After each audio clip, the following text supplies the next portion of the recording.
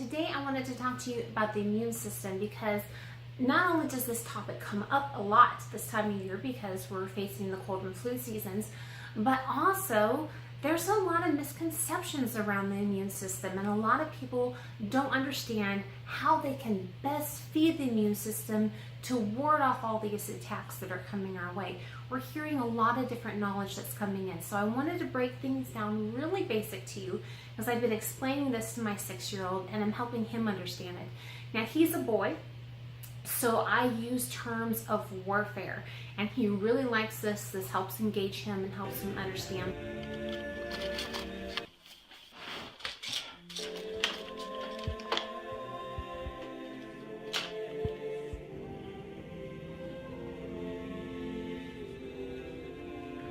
Things.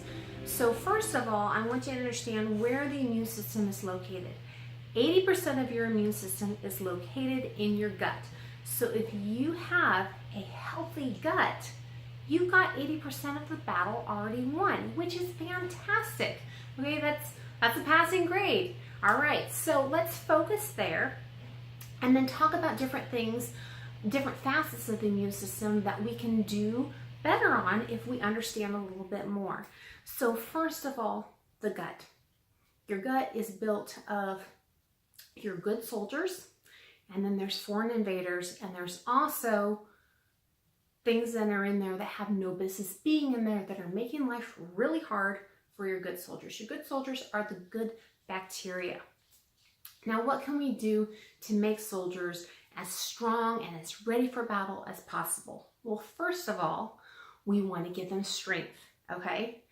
And secondly, we want to give them knowledge. They need to know who they're fighting.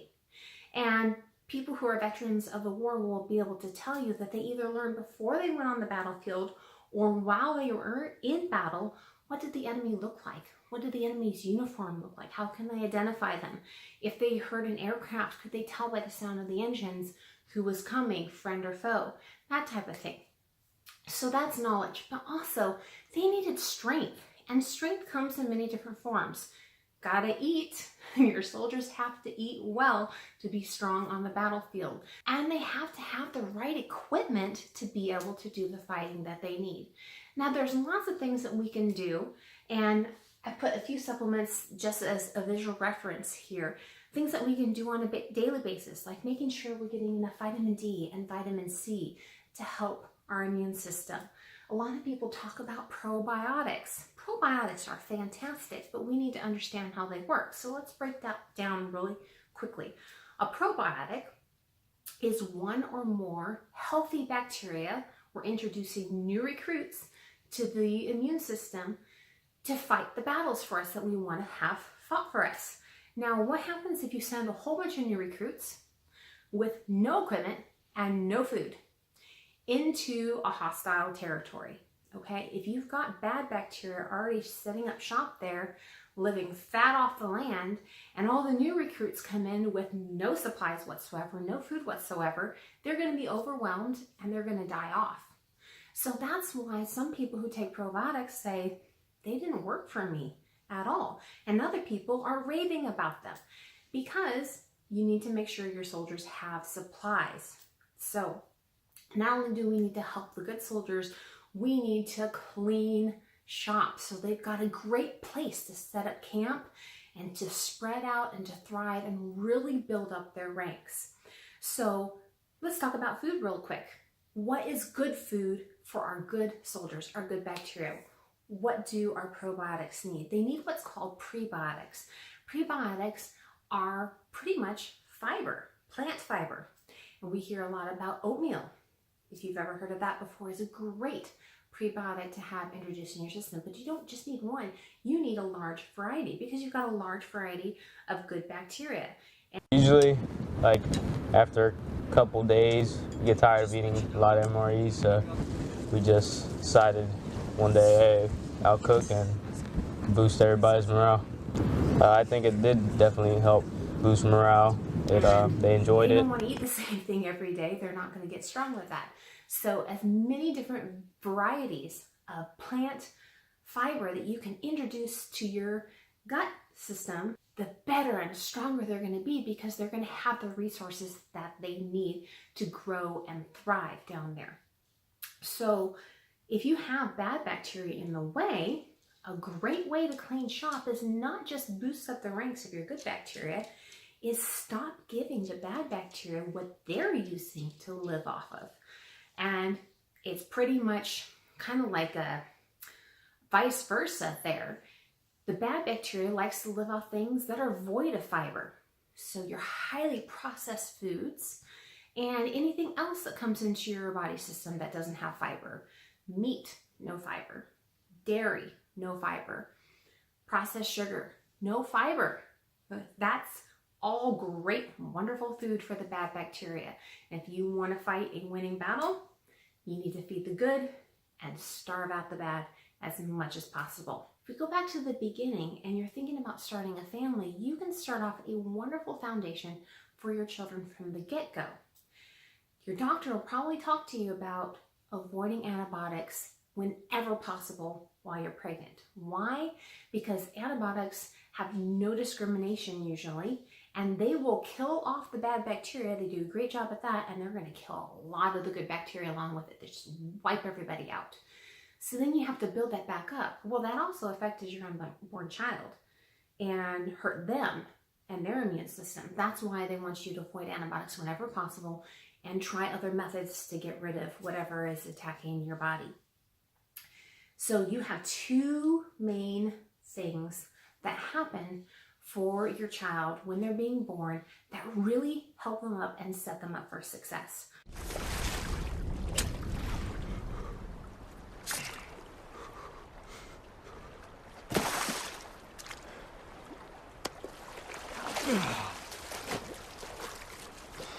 Always remember to finish off your opponent if you can. First, if you have control over this, a vaginal birth. When that happens, they are introduced to the exact proper bacteria from a healthy mom to let them be exposed to the world and all the bacteria bombardments that they're going to get when they're brand new. If they skip that, if we have a C-section baby, just know they missed out on that. They're going to be more susceptible to things until they're able to build up that resistance on their own. So that's step one. The next one that's really, really critical and actually affects your child for their entire lives is colostrum in the milk. Now that not only gives your babies strength to the immune system, it gives them a ton of knowledge, because through that you're able to pass on to your child a lot of the immunity knowledge that you have. It's kind of like sending over fantastic generals to handle all those new baby soldiers. So you get all that great knowledge from mom. They'll recognize the enemy right away rather than having to learn every single one of those steps on their own. So that's a really, really fantastic benefit. Even if you don't think that you can breastfeed long term, if you can do just that first week or so to get the colostrum in your child, you're going to make a huge difference as far as their health goes for the rest of their lives. And if you can continue to breastfeed, you'll continue to see that benefit. The studies on this are fantastic. You'll see that the milk actually changes from day to day depending on the needs of the child. So say your child gets sick, if you were pumping, you'd be able to see the extreme difference between the milk from one day to the next as your body adjusts to the needs of that baby. So they get great protection through that as well if you were able to do that. But let's say you're thinking about yourself or your children are past that stage. What can we do on a day-to-day basis? Things that are practical. So if we stick with the battle analogy and we've got our good soldiers, we've got foreign invaders. Now, the things that we can do to strengthen our immune system is strength and knowledge. Where does knowledge come from? Here is where truth gets mixed in with a wives' tale. So somebody will say to you, oh, well, your kid got sick again. That's too bad. But at least they're strengthening their immune system, right? No, it's not strengthening their immune system. We got to think about this. The soldiers are so enfeebled from hunger and cold as to be almost unable to perform their military duty or labor in constructing their huts. Let's say they got a simple common cold. What happened when they recovered from the cold is their body now has knowledge that that one specific strain of virus is a foreign invader. And if they come across it again and they retain the knowledge, it won't be allowed in the body. But that body just had to expend a lot of resources to fight off that foreign invader. They are not stronger in the end. They are weaker. So if another enemy comes in right after that one, they're just going to crash right back down again because the immune system hasn't had a chance to build itself back up. Those soldiers have to go back to base, get fed, get a good meal, get a good night's sleep type thing. They may need a lot more recruits because they had casualties before the immune system is strong enough to be exposed to another attack. So no, they were actually weakened even though they gained knowledge. So we need to understand the difference between strength and knowledge again.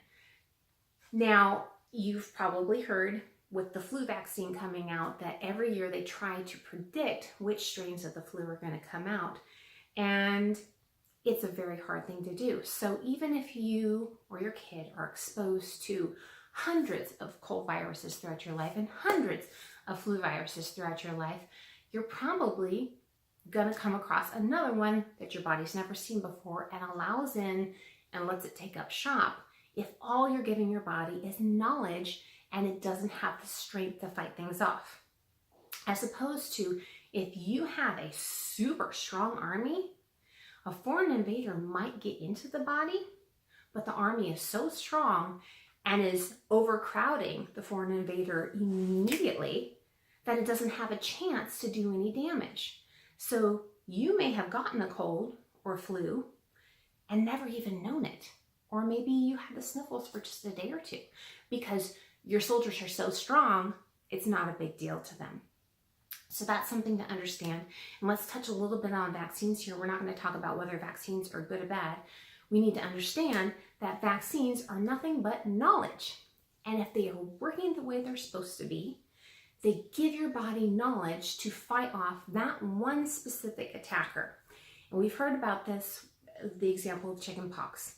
If a child gets chickenpox, fights it off, they're usually immune to chickenpox for the rest of their life. They did not get stronger from that experience. They gained knowledge from that experience. And the body should not be allowing the chickenpox invader to happen again.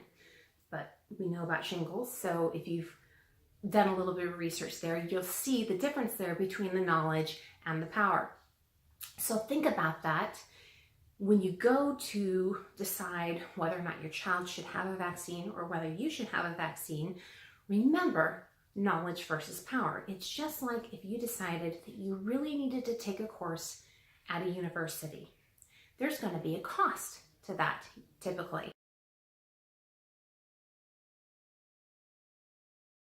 There's a cost to your body. There's a cost to your immune system. Your soldiers, what's happening if the vaccine is designed the way it's supposed to be designed and it works the way it's supposed to work, is it simulates a foreign invasion. Your body doesn't know the difference. It thinks it's really being attacked. So the body mounts a response, a counterattack. To do so, your body is using resources. To do so, there's going to be an expenditure of those resources and casualties along the way of that simulated attack. Afterwards, they know that specific foreign invader. Great, they've gained that knowledge, but there was a cost. So just like when you go to pay for a class at the university, know that you're going to get that knowledge. That's wonderful, but there was a cost. Is this the right time in your life? Can you afford the cost? And is the timing great? So the same thing goes when you're thinking about vaccines. If you've already had a lot of costs coming your way, if you can't afford to pay the rent this month, probably not the best time to tack on another expenditure.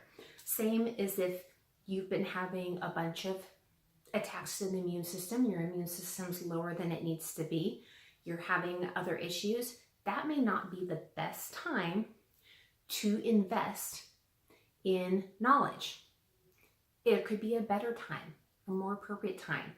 Gather your strength back up, get your finances in order, get your immune system in order before you decide, okay, I think that the cost is well worth it. I really, really want this knowledge and I want to go for it. So strength versus knowledge. Do you have the strength, and is the knowledge a good investment? Make sure of that, and you're going to be making very wise choices, and you're going to be happy with those choices. So make sure that you're doing that. And your college professor cannot and should not be looking at your finances necessarily and be able to advise you on that. And a lot of times, people who are advising you to get a vaccine or not get a vaccine don't know the full picture of you specifically or your child specifically, and it's your job to do your due diligence and make sure that the timing is right and the investment is right. So that's all I want to say about that. And we don't need to have a controversy down below whether vaccines are good or bad. That's not what this video is all about. This video is about the immune system. Saturday, the 7th of September, was another hot summer's day. Against the late afternoon sky, it was easy to mistake the silver glint of approaching planes for RAF maneuvers until the firestorm began. At about 5 p.m., the first of 400 Heinkel and Dornier bombers began their descent over London. Another 400 arrived around 8 p.m. to continue the attacks.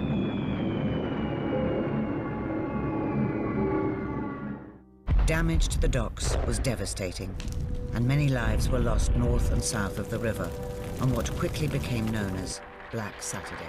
Talking about exposure, and let's think about waves and waves of bombardment coming. Even if you have a really strong army, there's only so much that they can take. There's only so long they can be under siege before they start breaking down, before the casualties are so bad that you've got a really, really weak immune system that is not fighting effectively anymore. And a lot of times that happens with allergies or constant foreign invaders in the form of toxins. So if you can figure out what's bombarding the immune system, if it's happening on a daily basis, a constant basis, and get it out of your life as quickly as possible, you'll be able to build your immune system back up. So let's take, for example, a child's born in our world. We've got a lot more allergies than we ever did before because we're exposing these kids to things that they were never exposed to 30, 40, 50 years ago. So these illnesses that seem to be so commonplace now were not so common before, and we need to go back and just clean slate it and see what am I being exposed to, what are my children being exposed to that could be a constant bombardment to the immune system that's making this so difficult on me. Why is my child always getting sick? Why am I always getting sick? Let's look at that and see what is coming in. So we talked about our diet. We touched a little bit about toxins, and you can research that on your own if you're not sure what toxins could be in your environment that are coming in, what toxins could be in your food coming in. Another thing that people don't realize is a huge attack on the immune system constantly are allergens. So let's say, for example, like I said, a child is born in the world and is allergic to dairy. Neither one of the parents have experienced symptoms of allergy attack to dairy, so they don't recognize it right away. They see that maybe their child gets sick a lot. Their child always has a runny nose. Their child's getting ear infections. Their child has digestive upset. All these could be symptoms of that, but they don't recognize the symptoms and correlate them to the cause. So this allergy to dairy goes on and on and on. Their immune system's being attacked, and this just compounds throughout that child's life. So what happens when you have a really weak immune system and because you had a huge allergy to, we're saying dairy in this instance, and it's been suppressed so much, and the child has a tiny little allergy to cats or to ragweed. Normally would have never had any problems at all because the immune system was so suppressed. When these foreign invaders come in, the immune system freaks out. I cannot handle anything more that you're sending my way, and it mounts a huge response to try to attack that as well. It's in survival mode, attacking everything that comes in that is a foreign invader and mounting a huge histamine response, and you're getting a lot of symptoms. The body retains memory of that. So once you figure out what is causing the attacks and you start eliminating things, you may still have a really heightened response to things like the ragweed and cat dander when you wouldn't have before. And it takes a long time for the body to forget that, even if it is going to. So when you have people with multiple allergies that they've accrued throughout life, it's because they didn't take care of things in the beginning. So the sooner you can find out what is attacking the body and eliminate it, the better. And there are great ways to do this. There's great resources for doing this. You can talk to your child's pediatrician. You can talk to your own doctor about what are my options to figure out what I'm allergic to. I'm having these symptoms. I suspect an allergy. You can also look at the top allergens out there and say, okay, these are not part of the equation. Let's say smoking is on one of them, but nobody in your family smokes. Okay, so that's not on the list. Look for the ones that are on the list for you that you are being exposed to, whether or not you think it's a possible cause of your allergen, and just eliminate them.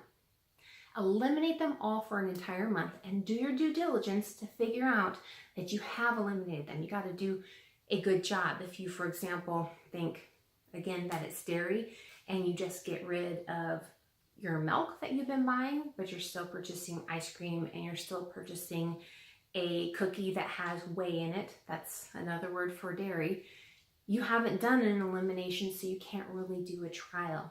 You have to absolutely bring it down to zero for an entire month and then see if you have affected any change in your health. Keep notes of it, keep track, and then you may or may not have your answer, and it could be as easy as that. I say as easy. You do have to do some work. There's work involved. But once you find the answer, it's such a great relief, and you know that you've stopped that attack to the immune system, and now your immune system has a chance to build itself back up. So the things that have been bombarding it and have been causing you grief aren't going to be so much of an issue anymore, which is what we want in the end. So with this knowledge that I've given you, I hope that I have broken it down, made it easy to understand just the very basics of the immune system and how you can really take charge of this. So go forth and conquer.